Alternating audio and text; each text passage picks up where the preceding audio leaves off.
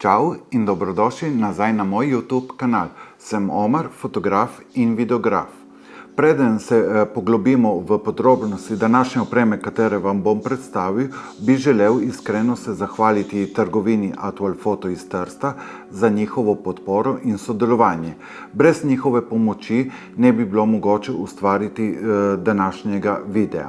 Sedaj pa si poglejmo primerjavo med fotoaparatoma Nikon Z8 in Nikon Z9.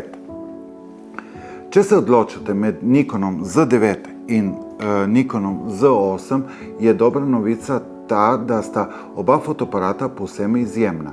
V marsičemu sta si zelo podobna, vendar obstaja nekaj razlik, ki vam bodo morda pomagali pri sami odločitvi, za katerega se odločiti. V videu si bomo ogledali, katere so glavne razlike med Nikonom Z9 in Nikonom Z8, ter tako se lahko odločite, kateri bi bil pravi za vas.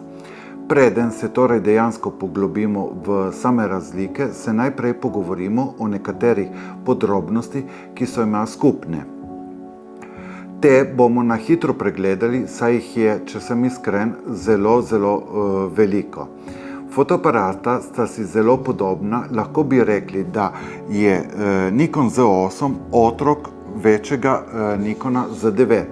Oba imata 45 megapikselski senzor BSI s polnim okvirjem, imata isti procesor, noben od njiju nima mehanskega zaklopa. Oba sta zelo hitra, kar pomeni 20 posnetkov na sekundo v zapisu RAW ali 120 posnetkov na sekundo v zapisu JPEG.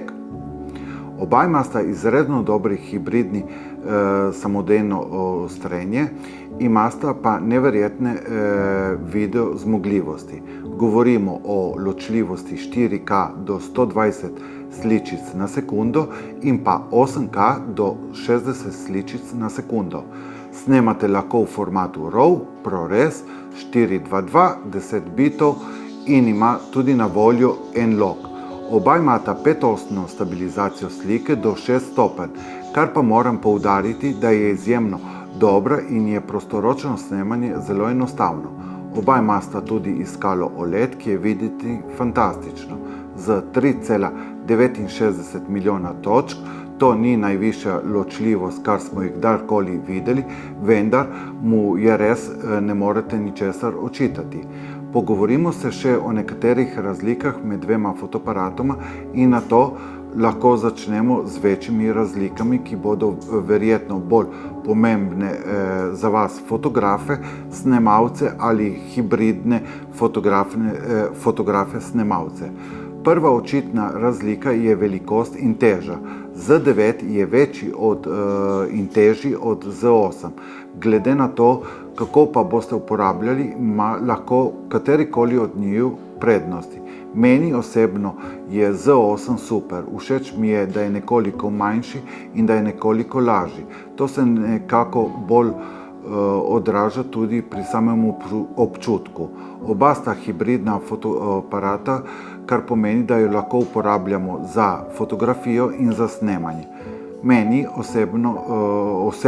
Moje osebno mnenje je, da je uporaba Z8 bolj podobna hibridnemu fotoaparatu, že zaradi oblike, velikosti in teže. Medtem ko pri Z9 je nekoliko bolj usmerjen v samo fotografijo, že zaradi velikosti sem imel občutek, da bi moral z njimi snemati divje živali in snemati vse mogoče stvari na ta način. Realno povedano sta oba neverjetna tako pri fotografiranju kot pri snemanju. Dejanska teža Nikona Z9 je 1340 gramov, Z8 pa 910. Zelo velika razlika med njima je tudi baterija. Z8 uporablja standardno baterijo, ki jih najdemo v Z6 in Z7, Nikon Z9 pa ima večjo, vendar zdrži veliko dlje časa. Ne glede na to, ali boste fotografirali ali snemali, vam pri Z9 baterije ne bo kar tako hitro zmanjkalo.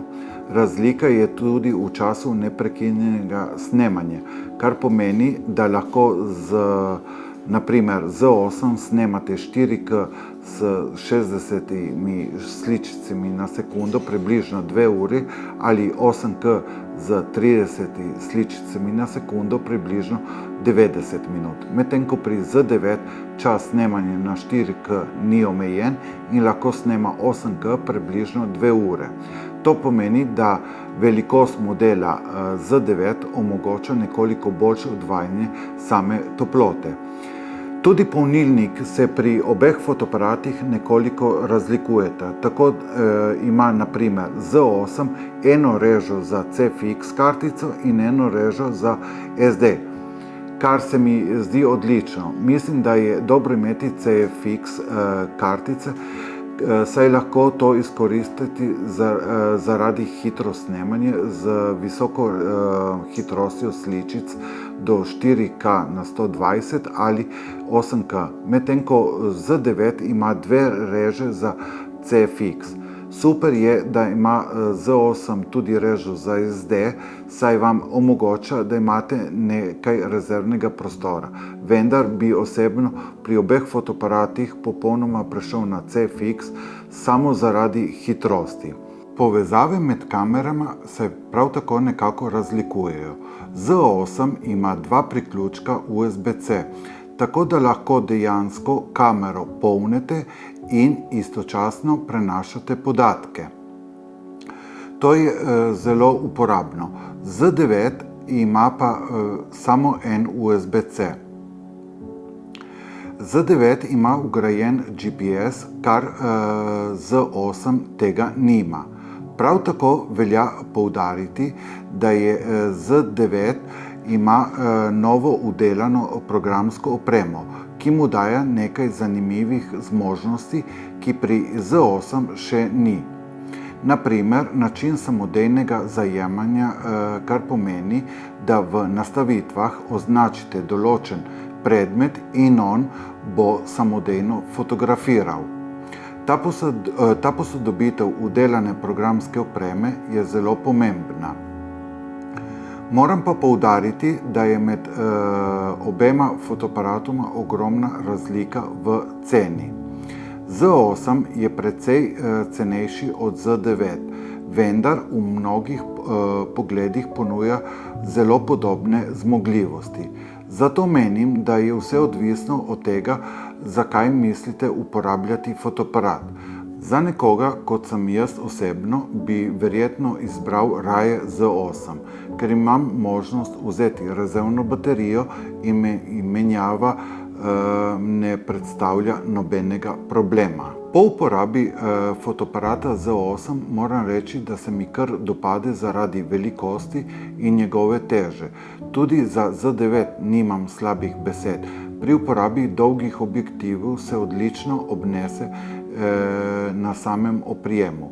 Vsekakor pa z nobenim od teh fotoaparatov ne boste zgrešili. Oba fotoaparata vam bosta omogočala neverjetne zmogljivosti, ne glede na to, za kar se boste odločili, ali fotografijo ali video. Se vidimo v naslednjem videu. Do takrat se vam lepo zahvaljujem za ogled. Čau!